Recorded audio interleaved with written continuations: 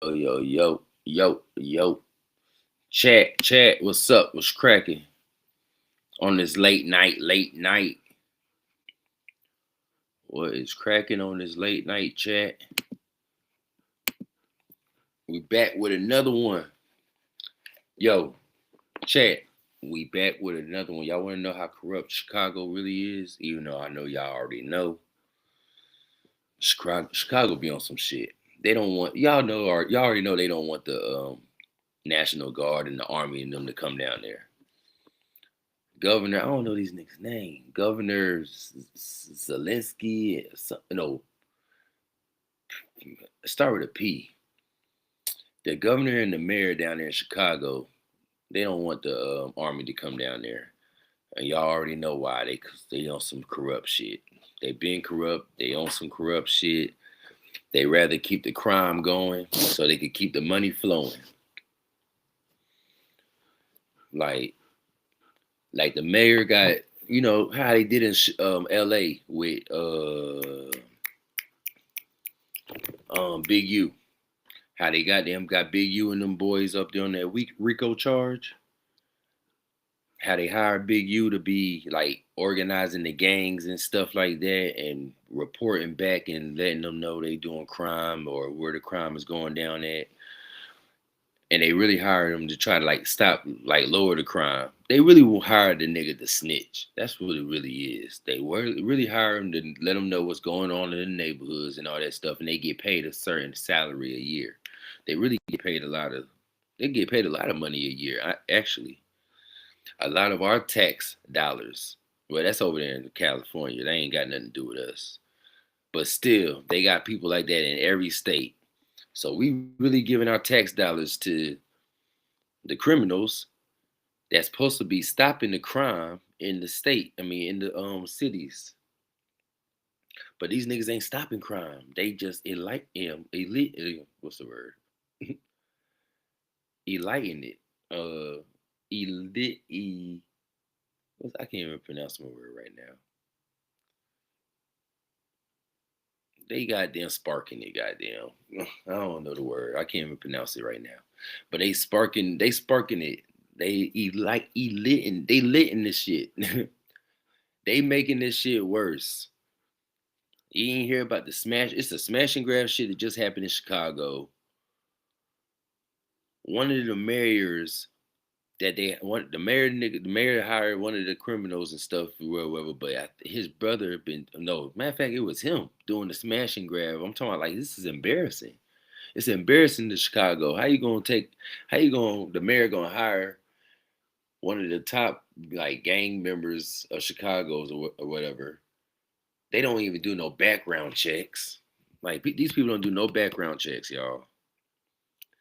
They straight go off of your like reputation. They be like, if you popular, you lit in the city, people go off your word is bond. That's how they hire you. So they hiring the criminals, hoping that they snitch on the other criminals. Some of them is, some of them ain't. Some of them just participating with the criminals with the money that they giving them. Our tax dollars, y'all tax dollars. And that's why they don't want the army to come down there. They don't want the army to come down there, man. They want to keep the money going, keep the money flowing. It's some real shit. Same thing that happened in LA. Same shit is happening in Chicago.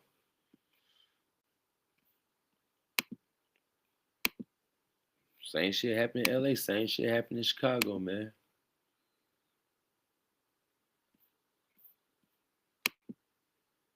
Are going at it. This about threats to send the National Guard to Chicago next. Pritzker saying, quote, Mr. President, do not come to Chicago. The president responding today. Listen. Chicago is the worst. These places are really bad. I'm such a bad governor. He should be calling me, and he should be saying, could you send over the troops, please? It's out of control. Senior correspondent Mike Tobin reports live.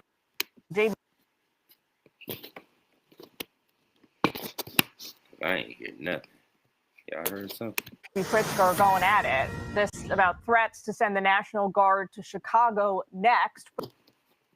Pritzker saying, quote, Mr. President, do not come to Chicago. The president responding today. Listen. Chicago is the worst.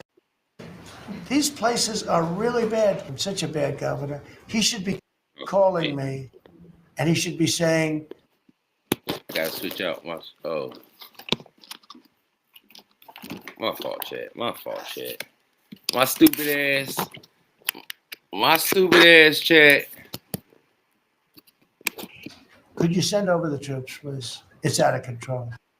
Senior correspondent Mike Tobin reports live from Chicago. This are going at it. This about threats to send the National Guard to Chicago next. Pritzker saying, quote, Mr. President.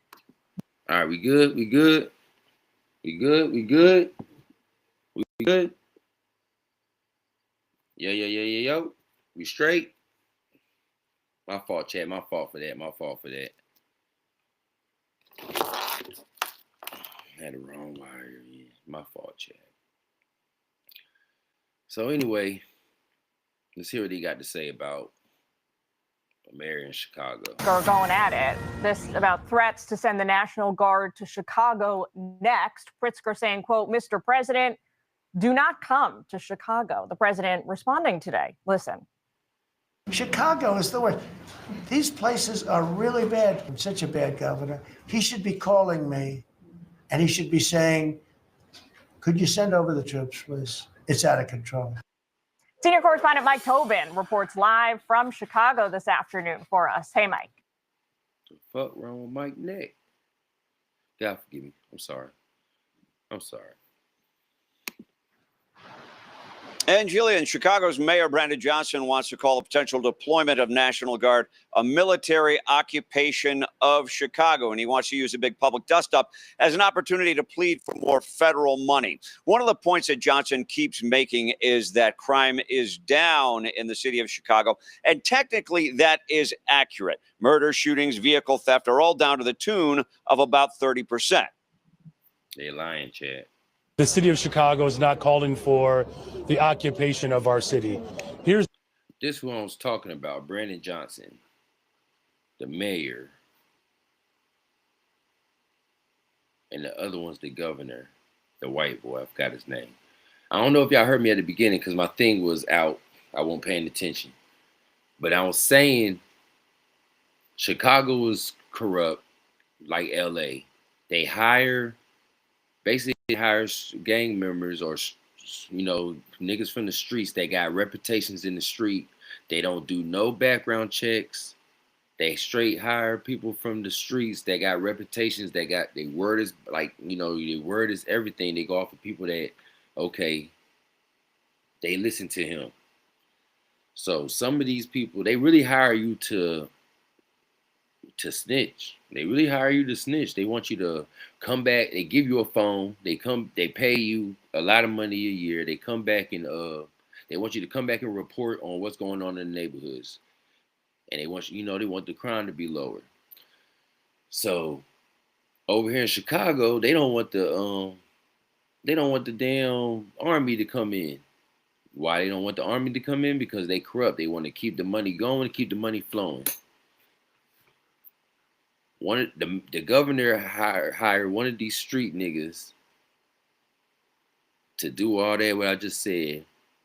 So he messed around and we gonna look that over. He messed around and caught a charge. He had just last week, 2 weeks ago or something. They had a little smash and grab. He got caught up in it, and it's so embarrassing to Chicago because he over here taking pictures with the mayor. I mean, taking pictures with the governor and stuff, and the governor hiring him to, lower crime and stuff like that. They need to go ahead and get the army into the city, man. Stop playing. They taking tax dollars. They taking y'all tax dollars. They taking our tax dollars. Like, who wouldn't want the army to come in if y'all can't do nothing? Obviously, y'all can't do nothing about this. About y'all about your crime rate out there in y'all city. Y'all can't do nothing about it, obviously. Y'all got more unsolved crimes than solved crimes. So why not bring the National Guard in and all them? Why not bring the government in? Why not bring the army in? Why not? Because they want to keep the money going, keep the money flowing. This man get paid a lot of money a year just to try to make up a plan to keep crime low. Knowing damn well he ain't got no plan, knowing damn well shit ain't working. Here's a better question. What should President Trump and the federal government do to ensure that the success that we are having continues? That's what we're asking the federal government, to actually invest in our city. See, they lying about the success they've been having. Y'all, when he said them statistics, all that what he just said about that 30% shit, put it like this. If your kid came home with all Fs, he been coming home with all Fs since he been in school for 8 years. He in 8th grade, but he been coming home with all Fs for the last 7 years. So all of a sudden on his 8th year, he did a little better. He did a little better in school. He got all D's. So that's what they trying to say. Our statistics is better. We fighting crime. Just because they like, nigga, that shit ain't nothing. Like, what are you talking about? They lying about the statistics, bro. I'm telling you. Cities. Look. What Johnson leaves out is that violent crime is down from a dramatic high. Last year, Chicago was a homicide capital of the nation with 573 murders. That's what I mean right there. Last year they was probably that high. And this year they probably went down like 2 people, 2%, 3%, and then right back up again and right back down again. So they thinking they doing something. No, you're not. You're not. The homicide rate triples Los Angeles and quadruples New York City. As far as people who live and operate in the violent parts of town, some agree with the mayor. Others say bring on the Guard, any manpower that will make the streets safe. Bringing the National Guard to Chicago is not a solution. It is an attack. It sends a message that Black communities are problems to be controlled rather than people who need to be supported. I've lost distant family members, friends, neighbors, and what they want us to do is find comfort in this chaos and normalize this trauma. And we're not doing it anymore. And that's why we need our president to come here right now and do a forensic audit to find out who's getting paid and who's benefiting from this crime.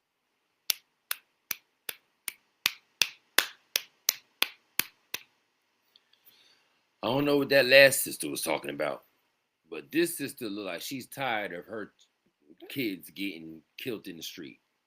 You know what I'm saying? Like, you would think the Black mothers, not even Black mothers, you would think the mothers, period, of Chicago, the mothers of Chicago, we know the statistics though. We just keep it funky. The Black mothers of Chicago, y'all would think, out of all people, y'all would want the army there. Like, some of y'all got about 6 kids, 8 kids, and at least 6, and the women that got about 8 kids, at least 5 of them is gone. They gone to the streets. Why wouldn't you want the National Guard and them to come step in? Duck Mama, ain't she from Chicago? Duck Mama done lost many kids. I hope she ain't up here on this campaign talking about some we don't need no government to the what? Duck Mama done lost. Duck Mama lost many kids. So that's what I'm saying. Like, and it is many Black women like her that lost their kids to the streets. Why wouldn't you want the army to come in and fix this? The police ain't doing shit. This shit crazy. Because right now we're grieving. Now, a contributor to the violence is the fact that the big street gangs no longer have strong central leadership. Fueled by drug money, these gangs have broken up into dozens and dozens of cliques. It is not uncommon to have a gang, say the Gangster Disciples, a clique from within that gang fighting another clique from within the Gangster Disciples, and that erupts into gunfire. Jillian? Right, Mike Tobin in Chicago for us. Thank you. Hey, Sean Hannity here. Hey. Let me go see if I can find that clip with that nigga. Hold on, chat. Hold on, chat. Let me see if I can find this clip. Matter of fact. One South Florida man has helped tens of thousands of students prepare, and it's actually made him kind of a school celebrity. It's crazy because I teach. Let's see if I can find this clip, chat. Hold up, hold up.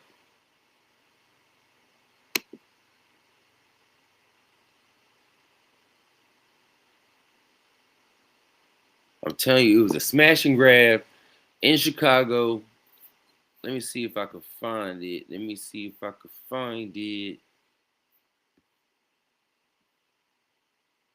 Matter of fact, let me see if I have time to talk about it.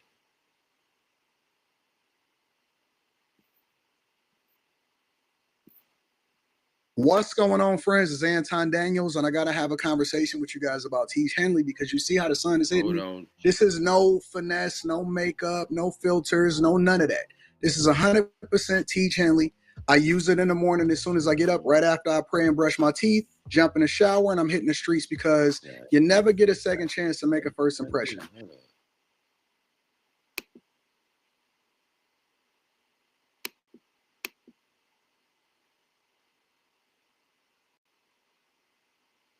Hold on, chat. Hold on now. I want to see if I can find this clip with the goddamn mayor. Let me just type it in. Let me just type it in. Was it Fox? Let's see, Chicago News. Chicago National Guard.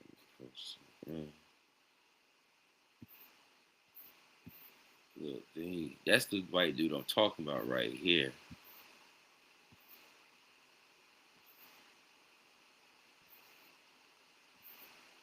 Oh yeah, let me see the smash and grab. National Guard smash and grab. Hold up, smash.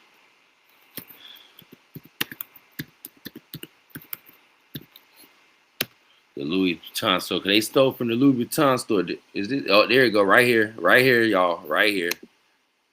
Hold on, chat. Hold on, chat.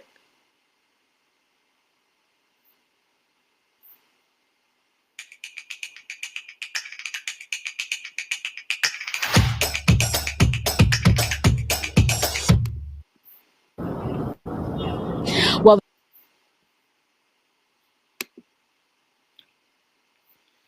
Mm-hmm.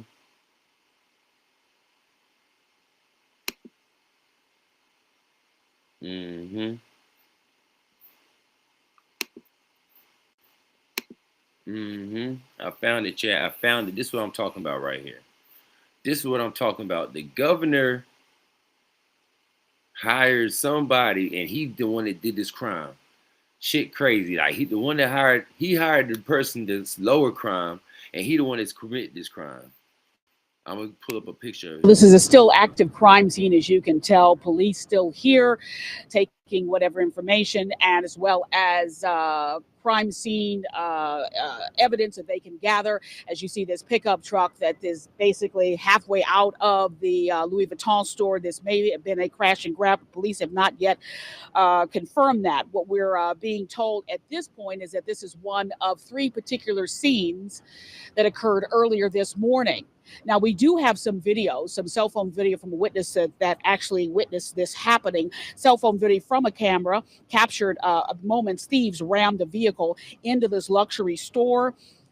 Then you see a group of people dressed in dark clothing go into the store and then run out of the store. It looked like the car stuck. Do it look like the car stuck to y'all? Store with stolen items. That's when you also notice that there are people that have driven up in other vehicles or those that were already parked, the folks that ran out of the store, then jump into those cars and they speed away. Now, as I mentioned before, it is still unclear if these particular scenes. These niggas got suitcases of items. They got suitcases, like literally Louis V suitcases, nigga. God damn.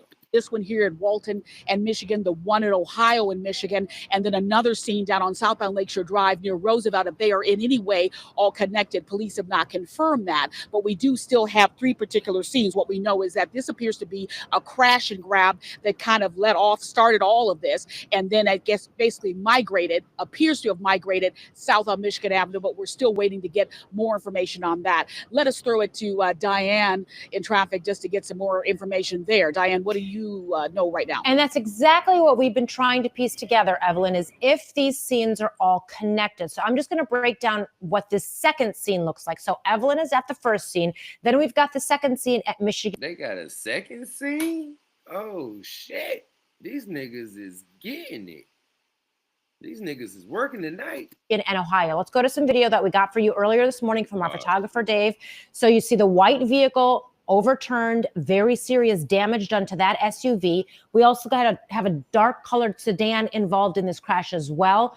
Lots of damage done to that vehicle too. We understand from this scene that there were several people injured. We don't have an exact number. We don't have extent of injuries, but several people injured from this scene at Michigan and Ohio.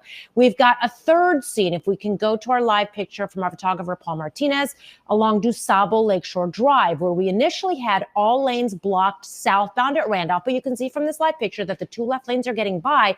Authorities are concentrating on this vehicle where you see all 4 doors have been opened. I don't know if the people inside ran off or got caught. We're not sure about that. We're not even sure exactly why they're looking into this vehicle. We have unconfirmed reports of where this vehicle was used and how, but that has not been confirmed by authorities. So again, multiple scenes here with a lot of police activity within the downtown area and now migrating south to obviously DuSable Lakeshore Drive. So Tracy, we've got a lot going on here. We're trying to confirm this information with authorities. So stay with us. And of course, as soon as we get any kind of new. So let me find this dude, man. I gotta find a picture of this nigga, man.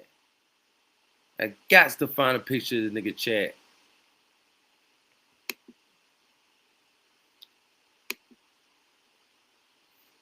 Let me see.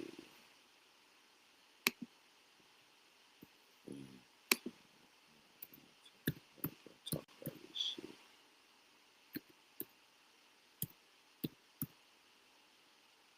Don't let me down. I know you got something on it. I know you got something on it.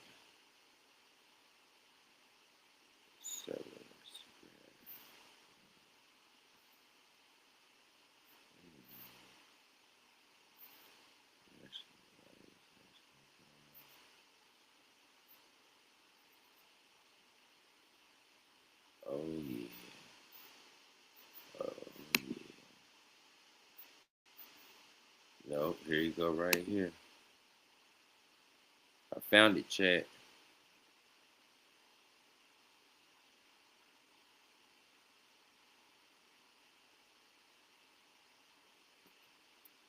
At Wayfair, we bring style to every get-together. Oh, they brought wings. You mean these wingback chairs? Trump says that he is going to. I think I found it. Hold up. Let's see. Get straight. Which we're willing to do. We have to. And after we do this, we'll go to another location and we'll make it safe also. We're going to make our country very safe. We're going to make our cities very, very safe. Chicago's a mess. You have an incompetent mayor, grossly incompetent. And we'll straighten that one out probably next. That'll be our next one after this. And it won't even be tough. And the people in Chicago, Mr. Vice President, are screaming for us to come. They're wearing red hats, just like this one, but they're wearing red hats. African-American ladies. You know who he's talking about, right? Shout out to Chicago Flips Red and Danny and all of them. Shout out to them. That means, you know what that means to me? That means that Trump is paying attention to what's happening in the streets. Never have you seen. Trump is paying attention to what happened in the streets, people. Trump ain't no president in the streets more than Trump. Look, here it go, man. Gotta find this. He hired this nigga. We'll go short. This is Governor J.B. Pritzker pictured alongside a peacekeeper 6 days after this photo was taken. Court records claim this man listed as both Keller. This nigga I'm talking about, Chad. This the nigga I'm talking about. He hired this man. And that's the nigga that was in that crime. Let's see. Let's go back. What's this?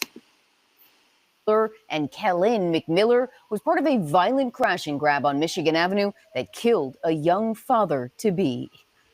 Chicago police say it was a squad of 7 who shattered the Michigan Avenue storefront of Louis Vuitton and sped off with hundreds of thousands of dollars worth of designer goods, killing a father on September 11th. Police say this man, listed as both Keller and Kellen McMiller. Look at that. Damn, my fault, Chad. This is Governor J.B. Pritzker pictured alongside a peacekeeper 6 days after this photo was taken. Court records claim this man, listed as both Keller and Kellen McMiller, was part of a violent crash and grab on Michigan Avenue that killed a young father-to-be. Chicago police say it was a squad of 7 who shattered the Michigan Avenue storefront of Louis Vuitton and sped off with hundreds of thousands of dollars worth of designer goods, killing a father on September 11th. Police say this man, listed as both. That nigga right there is the one that just took the picture. It was him and his brother. They knew it was his family. Like, they knew his family. Him and his family did this shit. This shit crazy. This shit embarrassing, man. Both Keller and Kellen McMiller, pictured here for a prior arrest, was one of the fleeing thieves. Court records show McMiller had outstanding warrants in Cook County, Florida, Wisconsin, and Indiana. Days earlier, McMiller had posed with Governor J.B. Pritzker at an event with peacekeepers. In a statement to ABC7 in response to our email asking about the picture with McMiller, Pritzker's office said in part, "We were extremely troubled to learn that this individual was arrested for his alleged involvement in this serious." So y'all niggas don't do background checks. Like, what the fuck? Niggas don't do background checks, but y'all... I ain't saying to, like, do background checks where you can't hire them, but at least know... Like, y'all niggas ain't even know if these niggas are sex... Well, they going by the code of the street. But nowadays, you can't even trust these niggas in the streets. You can't trust them, man. They letting a lot of shit go, a lot of shit slide. A lot of shit that's not... like their integrity, man. They letting a lot of shit morally slide that's not supposed to be sliding nowadays. They letting a lot of shit slide that wouldn't slide back in the 90s. So they need to be having some background checks. At least for some weirdo stuff. They don't even check the background for no weirdo stuff. But whatever. Crime, and we expect them to be held accountable to the fullest extent of the law.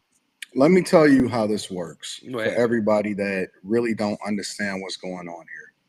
One of the reasons why J.B. Pritzker, who was the governor of Illinois, and Brandon Johnson, who's the mayor of Chicago, and several other Democratic leaders across the United States of America, whether you want to talk about California and Los Angeles and Baltimore and Maryland and all of these places. The reason why they don't want the Trump administration to come in and stop crime is because it would stop the money train. Well, how does that work? Stop the flow. Basically, it works like this. Like I said, stop the flow of the money go. I'm telling you, man. Y'all got to look at this shit. Y'all got to think. Well, what happened to old boy out there in Cali? He was doing the same thing. Trump tried to give his ass a chance. You know how Trump loved California. But them niggas ain't stopped. They ain't do the right thing.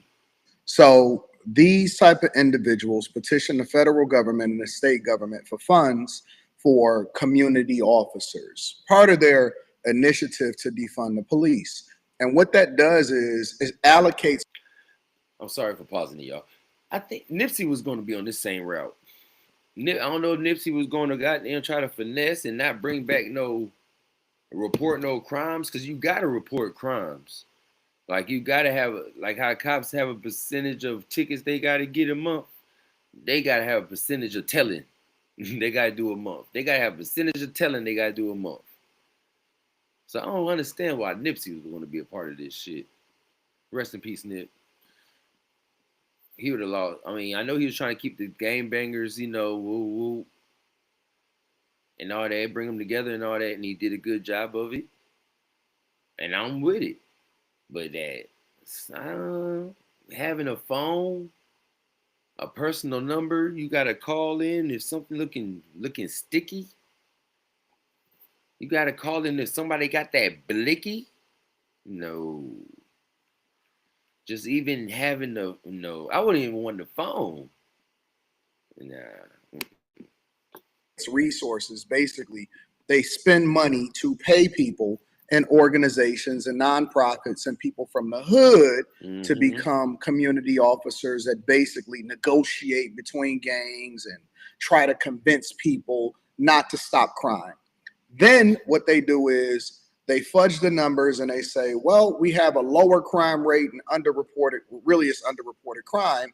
And so we don't want the National Guard to come in here and actually stop crime. What we want is more resources to continue to do the things that's great. Yep. Meanwhile, you have people that haven't had change of behavior. Nothing is really happening. Crime is not really stopping. And so what happens is they just continue to get the money train, and gang members and unvetted people like this go out, take pictures with the governor and the mayor, and then they can try to get more money from the federal government. This is why they don't want the National Guard. He said it better than I did, y'all. He broke it down. That's exactly what I was trying to say right there. That's exactly what I'm saying. If my shit was working at the beginning, I'm sorry about that too, y'all. Bear with me, man. I'm telling you, I'm new to this, man. I'm new to this, y'all. Bear with me. I'm sorry. I don't know how to do all the sound effects and all that. Just hold on, man. Bear with me. I'm getting better. I gotta, get my money up so I can hire somebody, or I gotta learn how to do this shit. But we're gonna still bring you some good content, and we're gonna be entertaining as hell. Except on them serious goddamn subjects. Guard to come in and actually stop crime, because it would force them to actually manage the budget more effectively. Yeah. This is Governor J.B. Pritzker. Yeah. Thank you, Anton, for that. He said it better than me. Articulate his words way better than me. Shout out to Anton. Y'all go check his network out over there. But yeah, that's what I'm saying though, chat.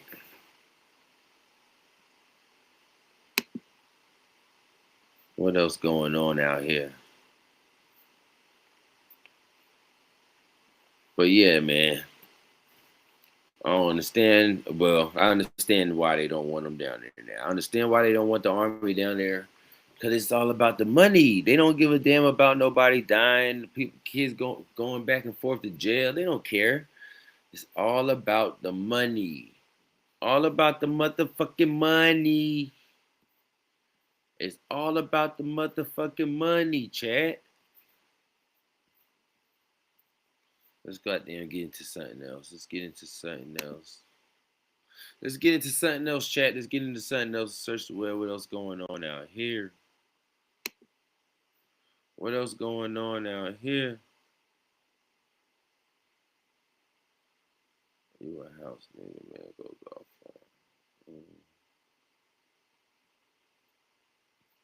Let's see what happened to goddamn.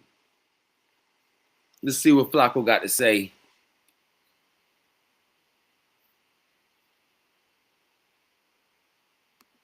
About what's the name?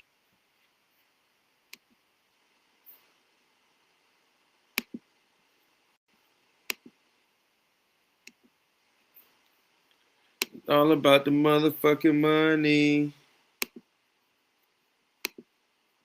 What's this girl name again? Oh, Candace Owens. Yeah, let's see what Flacco got to say about Candace Owens real fast, chat. I give you my... This is all, this is all raw reaction. I don't know what he about to say. What he say? Podcast try to destroy Candace Owens. Oh yeah, I heard what they said, but PBD. Oh, I don't know who that is. Chad, I thought you talking about Joe Budden podcast. I don't know who they talking about. I ain't seen this before. I ain't seen this chat. For their misinformation. Their audience ain't having it. They are really upset. Because the Patrick Bet-David podcast said a lot of things about Candace Owens that wasn't true, that was verifiably not true. They made a really big mistake. But the thing is, the mistake they made was just too bold and blatant to be accidental. And people are starting to think that maybe this mistake they made comes with a more sinister reason. Turning Point USA, when Charlie was hosting the debate between Dave Smith and the other gentleman, he asked him point blank, is Israel an ally of the United States? Dave Smith said no. So that's where Dave Smith is, who happens to be Jewish. But here's a couple different thoughts here. Candace is a shock jock, and she is such a good one, man. She is such a good one. So were Candace and Charlie friends? Yeah, they were. I challenge anybody, please help me out here. Show me one picture, one podcast, one evidence that they've even been in the same room in the last 2 years. The last thing I found, the last time they did anything was on October 3rd, 2023. Ironically, a couple days before October 7th. Show me any evidence that they've been in touch, they've been in dialogue, they've done anything together. I would love to see it. So they were friends. I don't think they are friends. I think that Candace is capitalizing on Charlie's death. I think she feels horrible. She doesn't feel good about this, but Candace is an opportunist. I don't know if Candace Owens is telling the truth. I don't know if this Charlie Kirk death is anything more. We gotta go over there. Candace page, check her out, because I ain't been over there in a minute. She be having some good content. Shout out to Candace Owens too. You know, well, I do kind of do agree with most of what she be talking about. Candace Owens got a head on her shoulders, and shout out to her. I gotta go over there and see what she talking. More than what we've already been told, which is, you know, like this crazy kid took his grandpa's rifle, went to the event at Utah State, and shot and killed Charlie Kirk. I don't know if it extends beyond that. I don't know if Charlie Kirk had an angry meeting with an Israeli billionaire. I don't know. But what I can tell you is, if Candace Owens is being discredited with lies, then that means she has to be somewhere near the truth. She has to be getting hotter to the truth. Because sorry, Chad. Whatever happened to that story that Candace Owens had with the one of the important people on the edge of the country trying to say that they was a woman, that they was born a man? I mean, they was born a man, and he's trying to play a woman right now. Was that ever true? We got to look into that too. Because if it's not, I think they're trying to sue her ass. They trying to goddamn. That's if probably your why I ain't only hear about her in a response to minute. whatever she's putting out there isn't to respond back with facts, but to try to discredit her with lies, then she has to be somewhere near the truth. So they can't discredit her by combating whatever she says with the facts. They're now trying to discredit her relationship with Charlie Kirk to then say she can't speak for Charlie Kirk. They weren't friends. But we know that's a lie. They said Bill and Charlie were cordial. They're friendly. There was no conflict. Yeah. We were in the room the entire time. Did he say that? Yeah, straight up. Fact check me on this. So at some point, we're going to have to acknowledge something about Candace. There we go. Here we go. Can you Go read ahead. this? I've been asked by Bill Ackman even more times. I'm surprised of traveling with Charlie Kirk to find out what's the truth. But his team was with him 100% of the time when he wasn't in hotel room. Here's what they told me. Bill never yelled at Charlie, never pressed him on Bibi, never gave him a list of Charlie's offenses against Israel. There was concern raised about having Tucker at SAS. What is that? SAS. What is Student that? Action Summit. Action Summit. We It's don't like live a in time. And TPSA, Charlie's reply was, honestly, people telling me not to have Tucker makes me want to have Tucker, and I'm going to lock him in for AmFest 2. Charlie personally told me he had a very cordial relationship with Bill, and the event was productive. Those are the facts. Okay. So that's subtly saying, Candace, you have no idea what you're talking about. Can we agree upon that? So at what point are we going to say, well, maybe Candace just is completely unbiased here? So there's justified criticism of Israel. Sure. There's biased or unbiased? Biased. You meant to say biased. You're saying she's biased towards Israel. Or against Israel. Oh, okay. Well, is that fair to then say? You're being biased. All the lies you're about to hear them tell on Candace Owens is all because they're running point for Bill Ackman, right? this billionaire, right? This Israeli billionaire who had a meeting with Charlie Kirk to talk about some things that he didn't like in the media and how Charlie Kirk can assist him by squashing some anti-Semitic tropes. He even told Charlie Kirk, hey, listen, man, you know, your stance on October 7th, I don't like that. Your stance on this, I don't like that. You giving platforms to Candace Owens and Tucker Carlson and these anti-Israel dudes, I don't like that. And that's a really big deal, taking into consideration that Bill Ackman has a relationship with a lot of the donors that donated $100 million to Turning Point last year. Those who answer the call of the vagabond know that the best stories aren't about where you went. So that's all Candace Owens said. Candace Owens never said that Netanyahu with a lot of the donors that donated $100 million to Turning Point last year.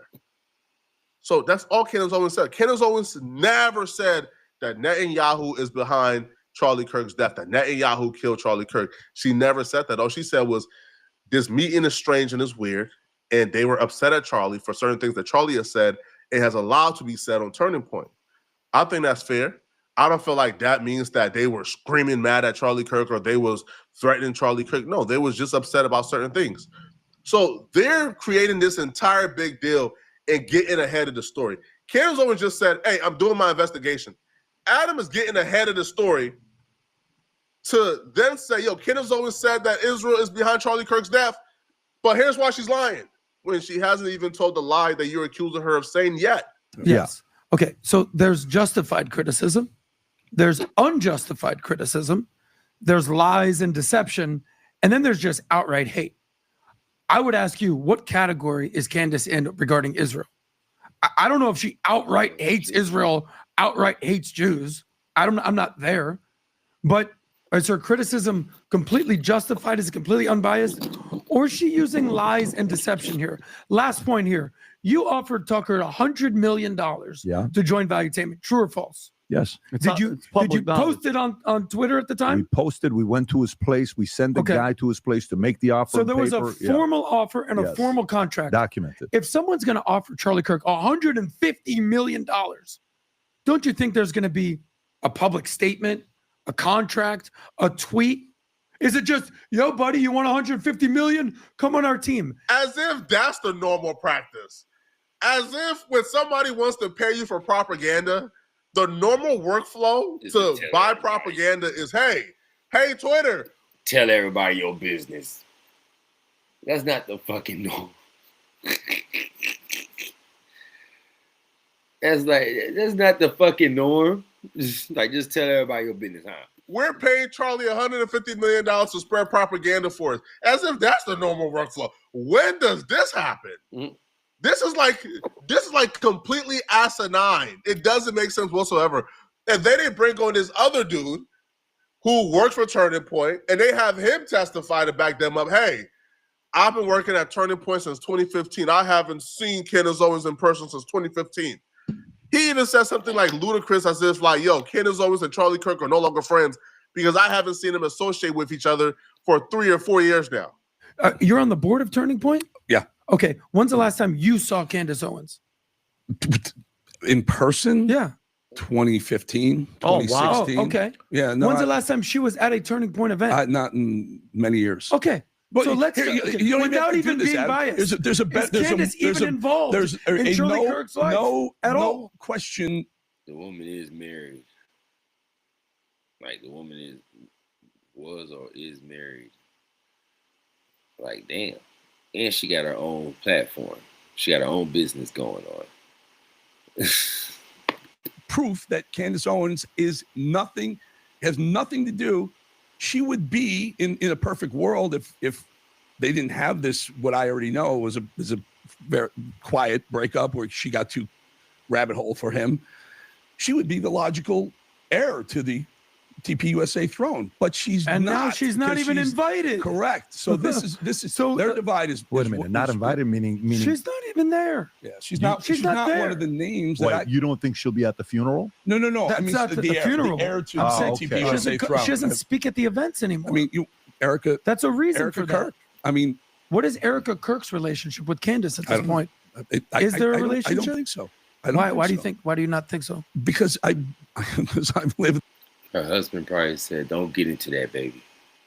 Like, don't feed into that shit. Continue doing you. Don't even feed into that." That's probably what happened. This world. Okay. I live in. You this. know I this mean, world. Tell us. yeah. I don't see them together. I don't think either. Candace has created a lane for herself. It's her own lane. She wants to go after Macron's husband or wife or whatever you want to call him. She wants. I agree that I think it's That's the name, Macron. That's the name. cheap that she is sparking this up like she knows something between Here's what I something would happened say. between Ackman and Charlie. Which is just not true. Candace Owens was just at Turning Point last year. They were just doing a tour together.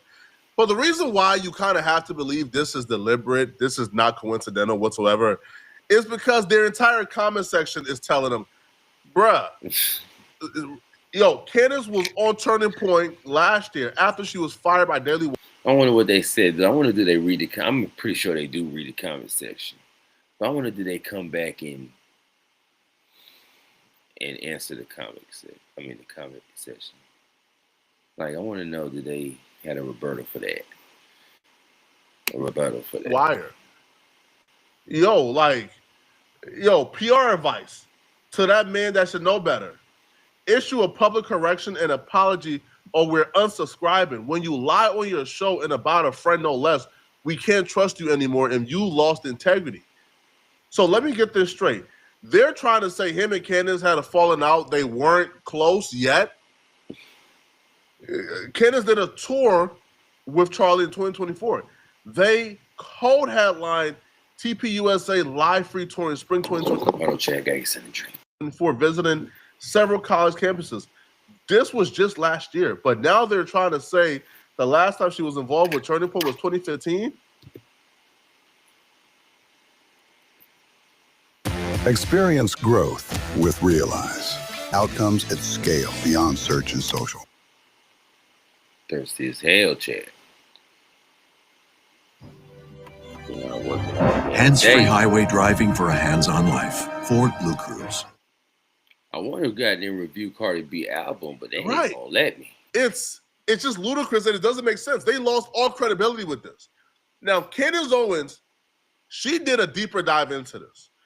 She don't believe that they got it wrong or they were lying due to not knowing. No, she believes that this was deliberate.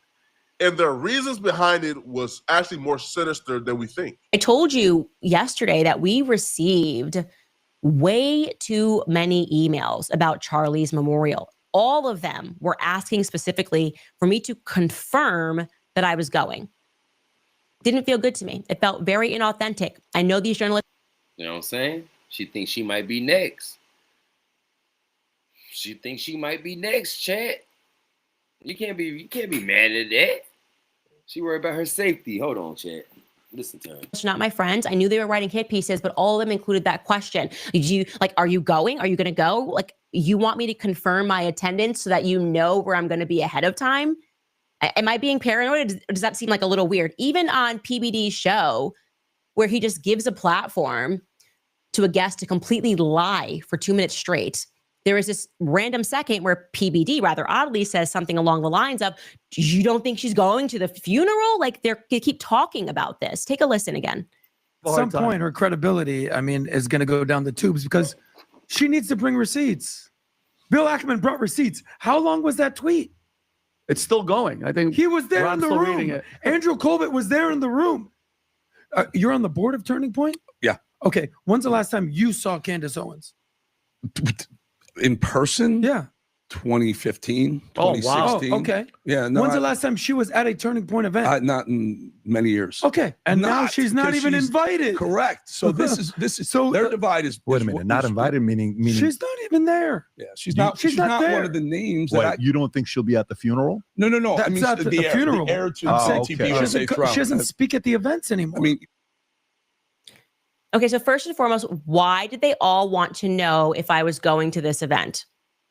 I said there is no way we are going to this event now. There's a 0% chance. First and foremost, why are you saying but anybody can go to it? You just buy a ticket to the event, and you're all working to try to get me to confirm that I'm going. And you're doing this as if you're trying to like push my buttons and be like, we got to make her get into her ego so she like shows up and like posts it on social media. Nope, actually, while I'm attacking the feds, maybe not going to a public event, which the feds are organizing, is probably a very good idea. I'm good. There's certain things that Candace Owens says, and you be like, man, Candace, bro, you got to go back to your grandmama house, bro. Like I understand your husband worth $100 million. You got to go back to your roots, man, and learn how it feels to be black in America again, bro. And then there's certain things she says, like this one right here, where you say, nah, she ain't lose it. Nah, she still knows she an igga. She ain't that dumb. She still knows she a black woman, man. Certain things like this is one of those things, man, that you just understand if you're from a certain community, bro. I'm not showing up to no event ran by the feds if I'm criticizing the feds. Common sense. Common sense. And I believe they already knew this. Yo, I'm siding with Candace Owens. I believe Patrick Bet-David and these other platforms and these journalists who've been contacted, they know this. And I do believe they're trying to draw her out. They're trying to draw her out to that event on behalf of the feds because it doesn't make sense, bro. They got researchers. They got producers. They're usually on point. You don't just lie about something like that can be easily like disproven. I'm gonna listen to Power on my headphones and go see Ye. How's that for a memorial for Charlie Kirk? That feels like the right thing for me to do right now. I mean, I'm not going to this memorial because it's strange. To lie like this is very strange. For context, just so you can realize how odd this is, I spoke at Turning Point's conference, 2 conferences last year. It's so easily, like I said, debunkable that you have to ask yourself why they are saying it. Here is me speaking on Turning Point USA's stage last year. And here's what I said, by the way, which got Charlie in a lot of trouble. Well, let me tell you something, America. It does feel so good to go everywhere in the world and to realize that there's awakening, not just happening here. Let me tell you guys, it's happening all across the globe. People are starting to ask the hard questions. And you start getting close when they start to call you names. They instantly want to suggest that there's something wrong and there's something backwards about being America first. You're starting to hear the way they're framing that now. When you say you're America first, they'll ask you, what do you mean you're America first? Do you mean that you're an isolationist? Do you believe that we shouldn't have did what we did during World War II? All of these things trying to pollute it. It's not that difficult. America first. First name America, last name first. We put this country's interests before the interests of foreign countries overseas. All of them. I don't care.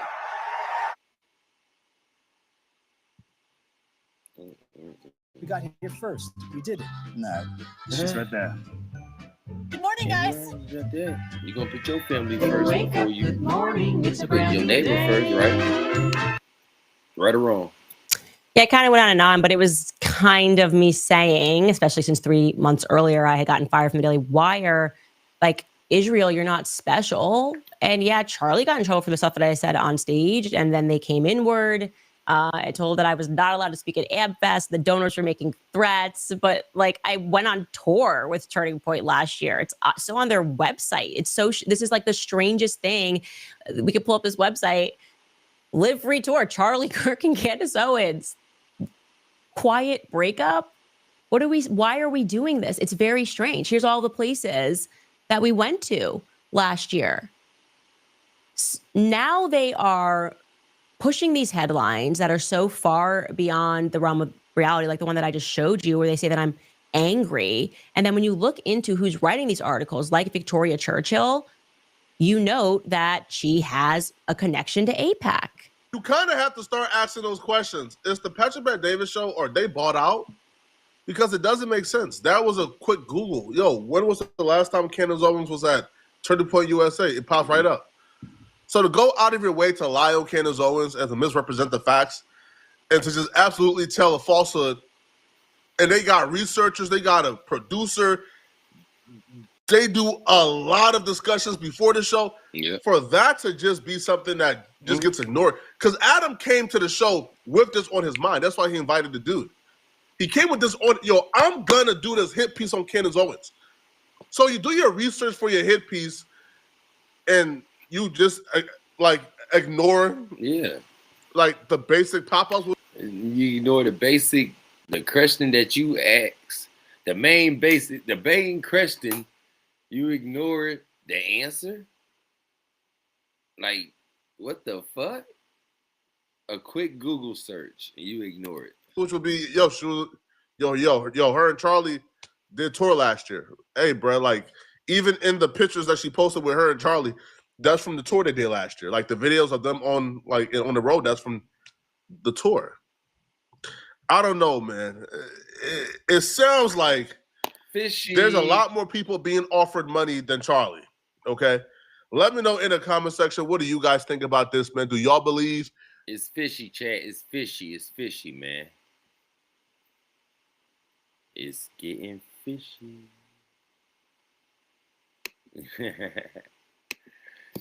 It's getting fishy, chat.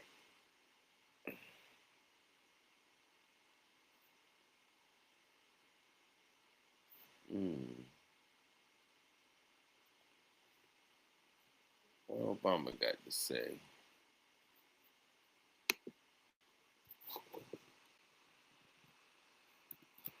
What Obama got to say about what's name Pat? Yeah, look how you goddamn about to spell Obama. It's crazy. I still spell it crazy.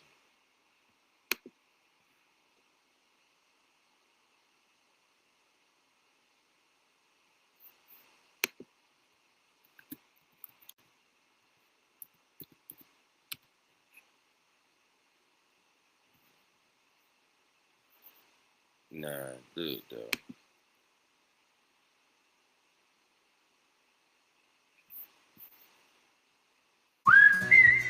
For a limited time, Hardee's is adding the rich goodness of maple flavor to our handcrafted favorites. Arch enemies. Students at Utah Valley University. This is one of Charlie's main arch enemies. Even he goddamn was like man enough to, say like sorry. Not really say sorry, but just man enough to say what he said. University gathered to pay tribute to Charlie Kirk, who was assassinated on their campus just 9 days ago. The vigil comes ahead of Sunday's funeral for Kirk. Tens of thousands are expected to attend, including President Trump. His murder and some unexpected outreach that Kirk made the day before his death had resonated with our CNN colleague Van Jones. Because Kirk sent him a text. Sent him a message. Sent him an inbox and stuff like that because he wanted to debate with him. Not no disrespectful stuff, of course not. But he saw that message like a day after his death, after his demise.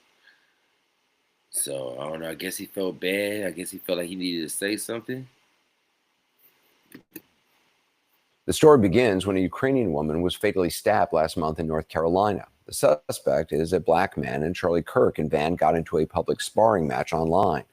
Kirk claimed the murder happened because she was white. Van denounced that as completely unfounded. Kirk then sent out what Van calls a fire hose of tweets challenging his argument, which Van says sparked death threats against him.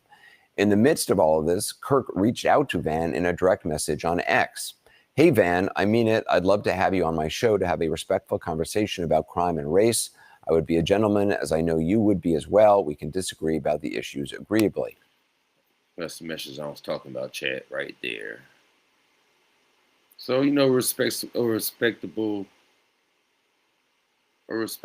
ex, but he didn't get a chance to follow it out. That message was sent on September 9th. Van says he did not see it until the very next day after Kirk was murdered. Van Jones just wrote a piece about this for CNN.com and is here tonight. This is extraordinary. So this was received. Now, this is one of Charlie's arch enemies now. This nigga did not like Charlie. A lot of people did. I'm here to say I don't care. I'm just giving y'all the news.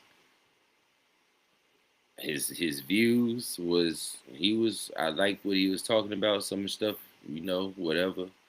But mostly, Charlie was saying some real shit. The day before he was killed. Yeah. Look, we were beefing. I don't know. We were going at it online, on air. And then after he died, after he was murdered, my team called and said, "Van, he was trying to reach you, man. what? And what was he doing? And Van got a lot of slack, y'all. His fans gave him a lot of slack after this interview. They was on his side, and they switched sides. I know how the world is, man. We can't give our opinions on nothing without people goddamn being mad and wanting to off you, dox you, all that other stuff. Dialogue. Let's be gentlemen together. He says, let's disagree agreeably. So I'm sitting on this and I'm watching the whole country talk about civil war, censorship, justifying murder about this guy. This guy is reaching out to his mortal enemy saying, we need to be gentlemen and sit down together and disagree agreeably. And the next day he's killed.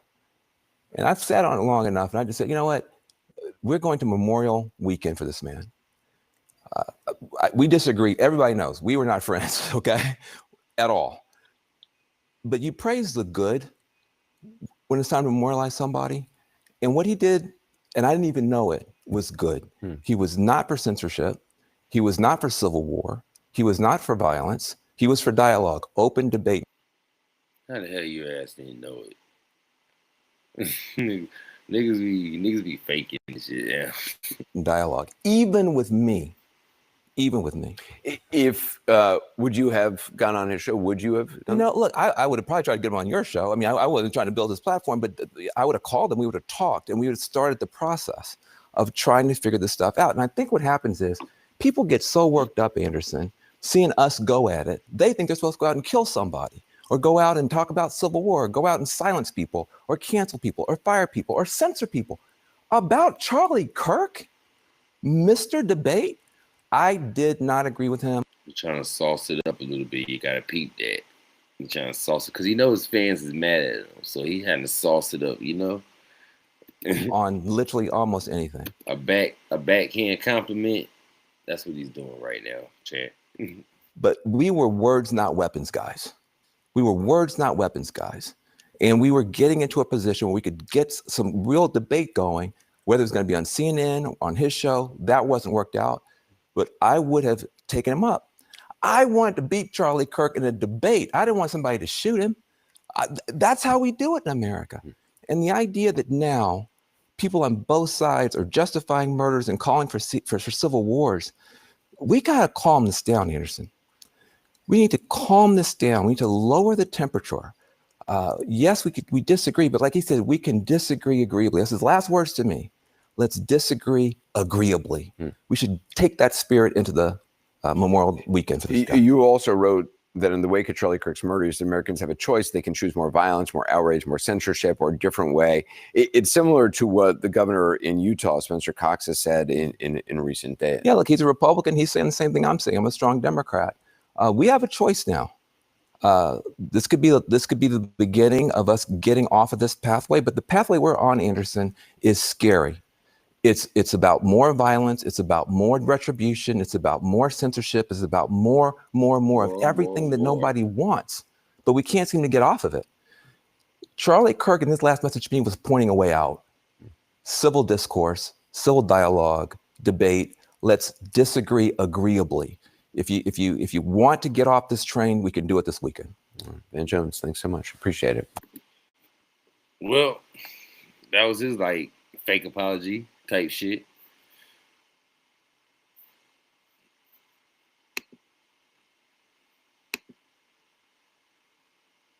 ExxonMobil is unleashing the power of the world's smallest molecule by planning to build the world's largest low-carbon hydrogen production facility by 20. I just wanted to know, where are you from? Texas. From America, right? Yeah. I just wanted to know, when was America great for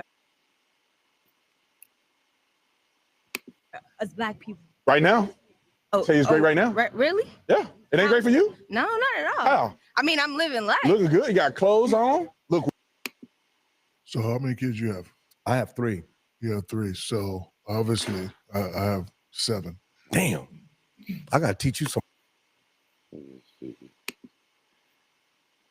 I want to hear this, chat. I want to hear this. Hold up. Hold up.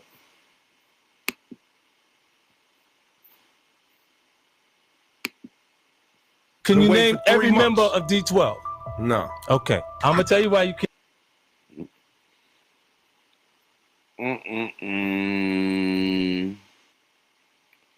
What's going on? What's going on? I want to see this real fast.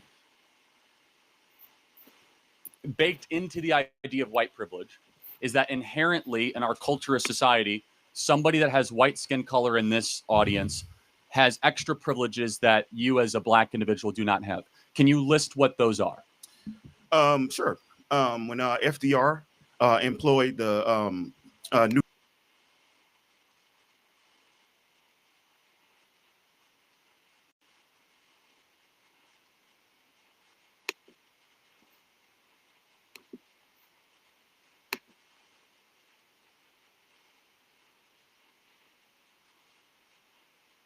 callbacks more than black sounding names. They did them two names. It was a white young lady named Anna Scott, and it was a black young lady named Lakeisha Washington. They both put in 80 job applications. Lakeisha Washington received 9 callbacks and received 75 callbacks. So that's out of 80. That's a good point. I actually, that study is debated, but let's pretend it's true.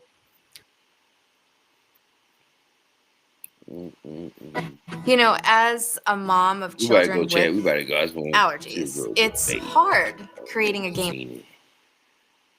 Let's see what's Do you think it's racism or something else? I think that answer is multi. Do you think it's good point? I actually, that study is debated, but let's pretend it's true. Do you think it's racism or something else? I think that answer is multifaceted. Because it didn't. Let me make the best. Sorry to interrupt you.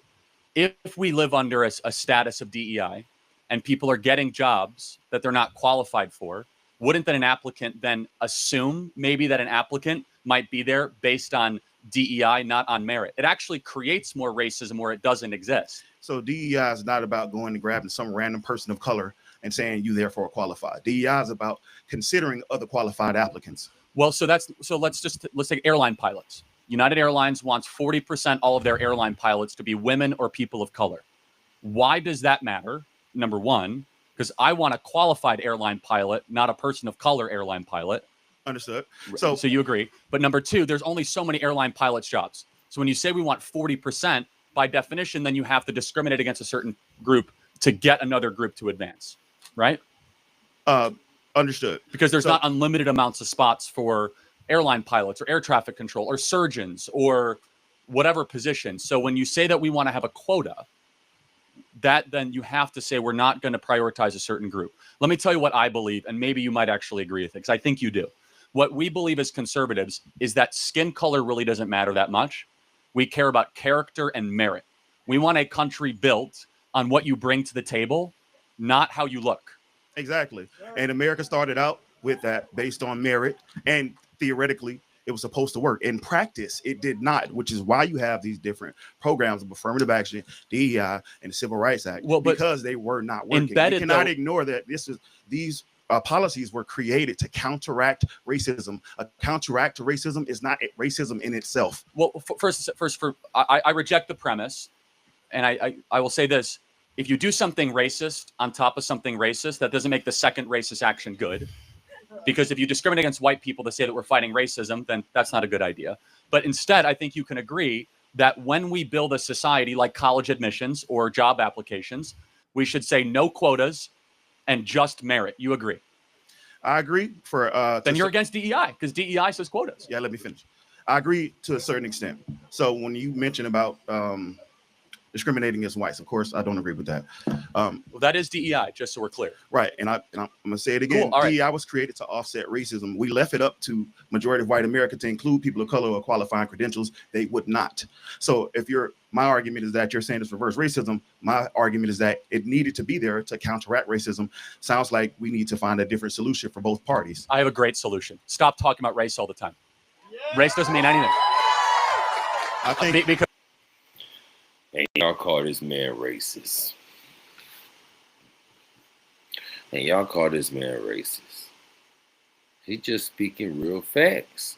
Like, just goddamn, let's get to the bottom of this goddamn barrel. Let's talk about the real solution.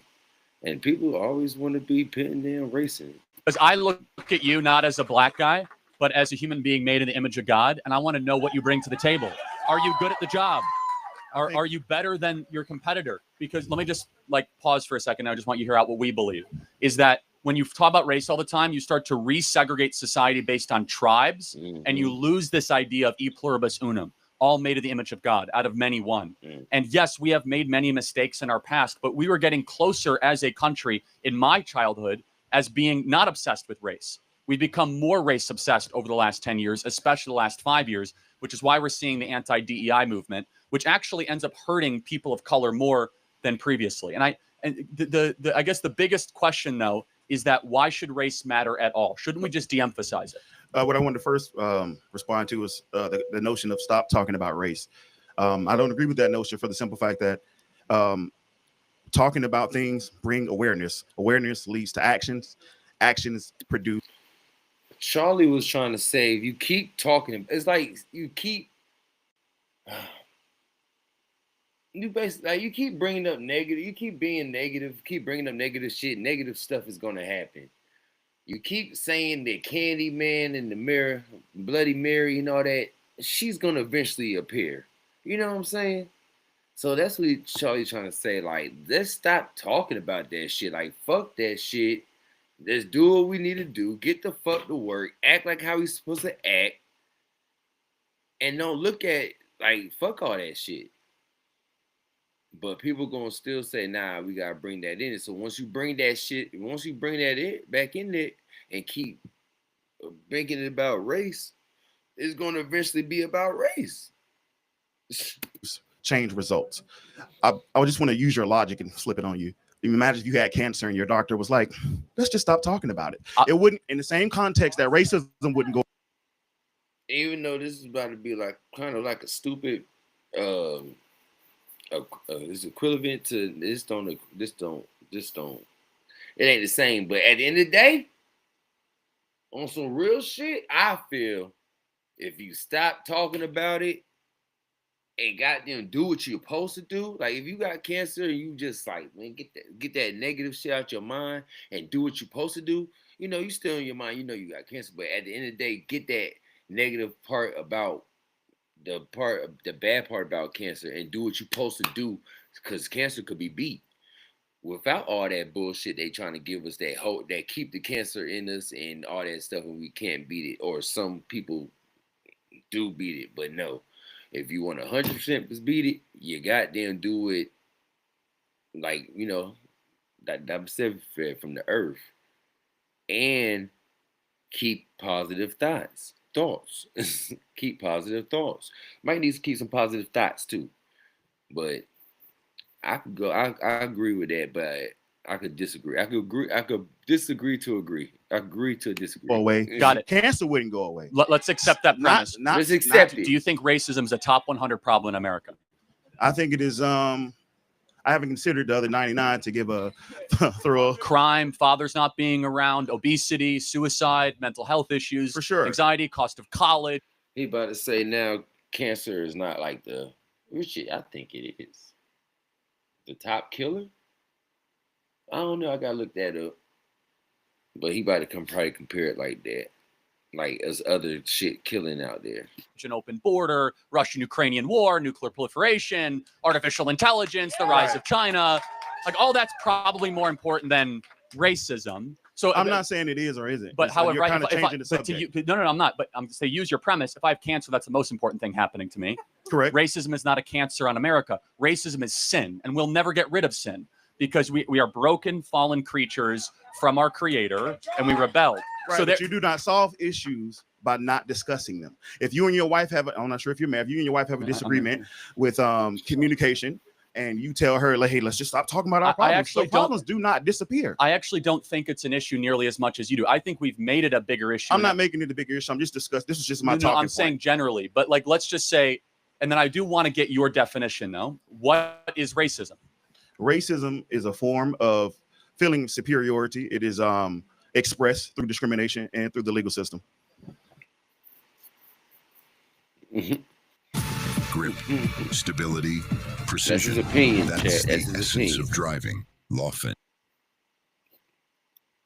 You need the best music for your videos. Go to Motion Array to soundtrack your videos with music you can't get enough of. Just download. Oh, fair enough. So we agree that's wrong and it's terrible. So we should get rid of practices that actively discriminate against anybody based on race. Can you be racist against white people? Can I?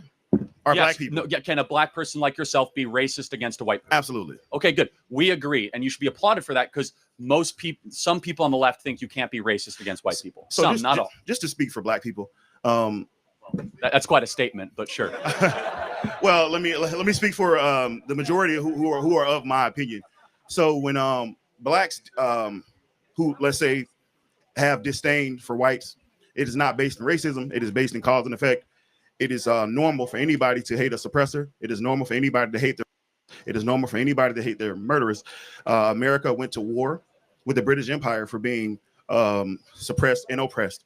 So my concluding point is that a lot of the hate that can be perceived from blacks as white is hating oppression, not white people. Because if you substitute our oppression for a Mexican, if a Mexican oppresses us, we therefore hate him as well. If a black man oppresses us, we therefore hate oppression. I think that's a fair point. Let me ask one final question, if that's okay.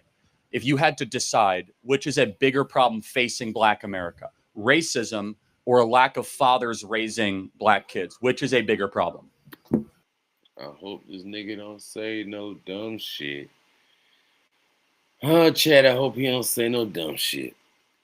Before we listen to this answer, I remember one person, it was a Latino.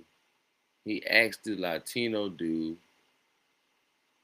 he said, what you think will be a better, a fix? Like, what do you suggest? Should we give black people reparation? Or more fathers, like more money, or more the fathers in the house? This nigga said more money. I said, what? He said more money, Chad. I said, what? Cause then he tried to switch it up, stuff talking about something. If I knew guaranteed the fathers was gonna say, then yeah, maybe I'll go with the fathers. Nigga, fathers in the house or more money. If you already see what happened when Trump gave us that when Trump gave us them that money that year and all that stuff, y'all went crazy. It make people more in debt because I don't know. People already don't know how to save their money and stuff like that. So if you give a certain person some money, they gonna go crazy. They might kill him. It might kill him. I would say what. Don't answer the question with a question. What impact? Don't answer the question with a question. Just answer the question. You repeat the question? If you had to decide in a binary choice, which is a bigger problem facing Black America, racism or a lack of fathers raising black youth? I think it's a combination of both, but for sure we'll say black because blackness affects blacks more than you ever affect me in my life. I'm sorry. So you would say racism or the black fathers? I agree. So now we have agreement. Do you agree that the last 5 years we've talked more about racism and way less about dads staying around with the women they impregnate? Would you agree that's probably a problem? I agree that's a problem amongst all races. When you say we, who is we? Well, as a society, but it's especially a problem in Black America. If you had to guess, I know this is like Trivial Pursuit, but approximate, what percentage of black youth have a stable father around? I wouldn't know those numbers, sir. It's about 30%. So that means that 2 out of 3 black kids do not have a dad around. I will have to fact check that for myself. That's fine. And these are facts. I fact checked that one. These are facts, Chad. These are facts. It used to be 25%. Like, it used to be 25%. Now it's 75% black fathers not in the home with their kids. 75% now. Like every every 4 families only got 1 black, only got 2 people household. That's sad, man. That's sad as hell. You can look it up. Your You videos guys and can pass off look it this up on information. Grok or ChatGPT or Perplexity or the AI of your choice, right? And so, Should I bring 25 or 30? Hey man, he's speaking facts. 16, 20, He's speaking 29. facts. here's our perspective as conservatives, because this is a colorblind truth. See, as conservatives, we apply things that are true to all human beings, regardless of their skin color. That if you don't have a dad around, you're more likely to commit crimes, go to jail, more likely to basically be on the outer fringe of society. When 2 out of 3 black youth don't have dads around, that's a big, big problem. And it creates a cycle of violence and poverty. That's not racism, that's culture. And the cultural problems happening in Black America, the white people are not doing that to Black Do we America. not look at the sources of poverty? When I spoke about redlining, that was literally whites forcing blacks into ghettos because they would not give us houses. No one's going to defend.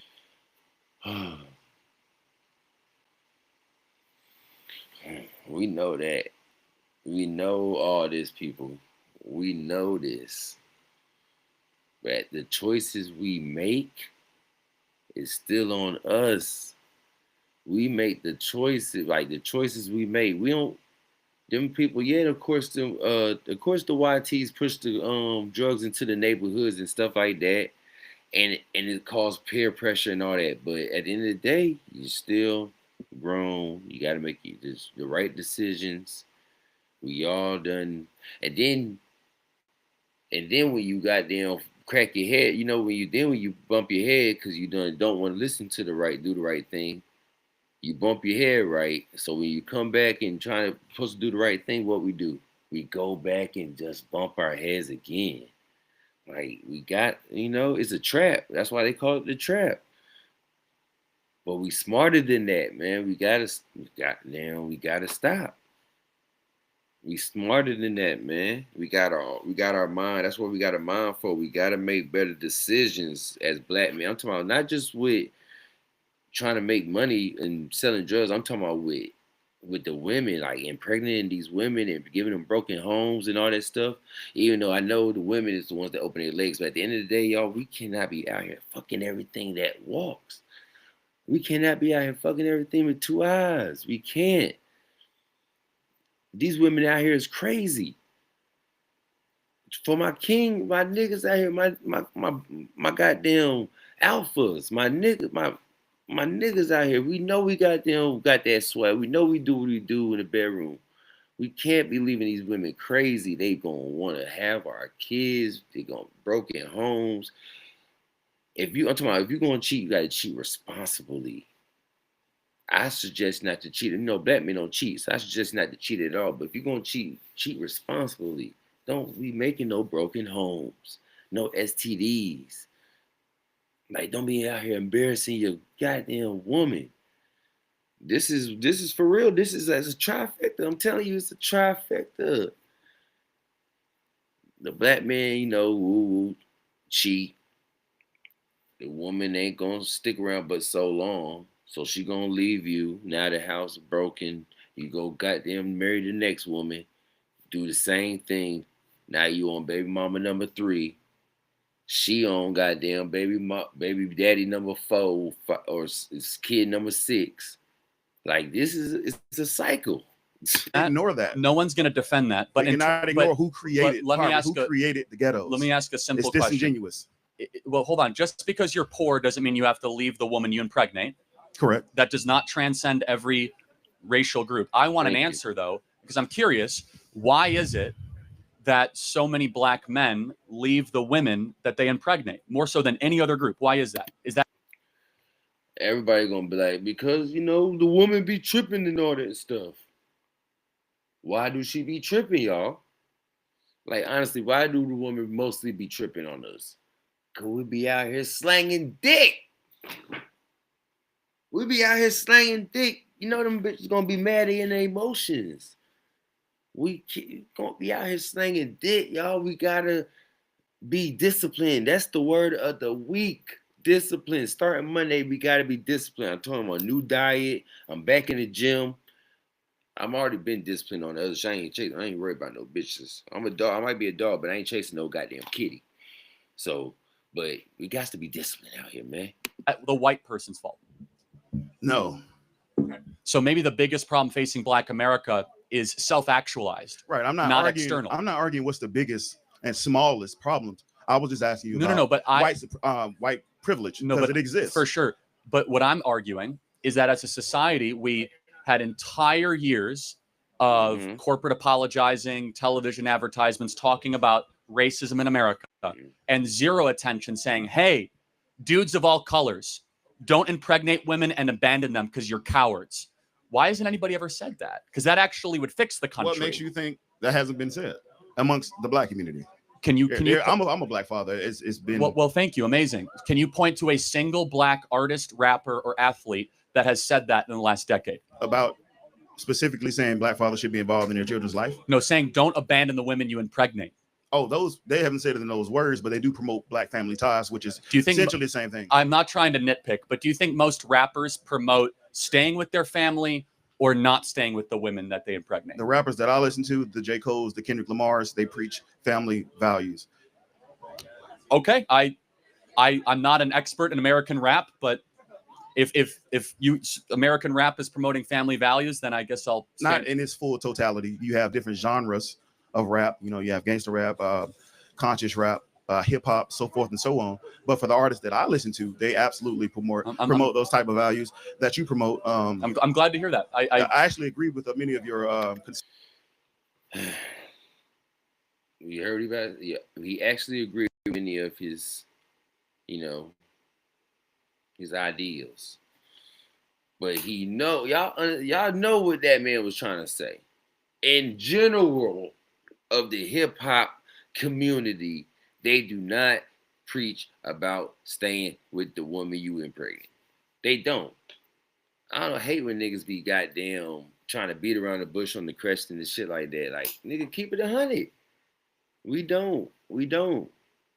Of course, we got the rappers that say take care of your family and all that stuff. We're gonna take it. Of course, we're gonna take care of our kids. But at the end of the day, we making it stressful because we taking care of too many kids, man. We making too many families. Really for no reason. All because of we just can't keep our dick in our pants, and the woman gonna act crazy.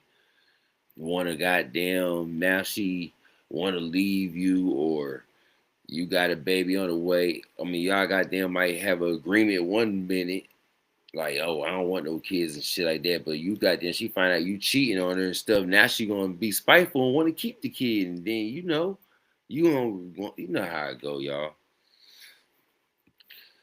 Man, but Pausecast Podcast over and out. We gonna come with another one. That's enough for the night. What time is it? I don't know, about 4 o'clock in the morning. 4 o'clock in the morning. Where you gonna be? Outside on the corner? You better get your together. Get your together.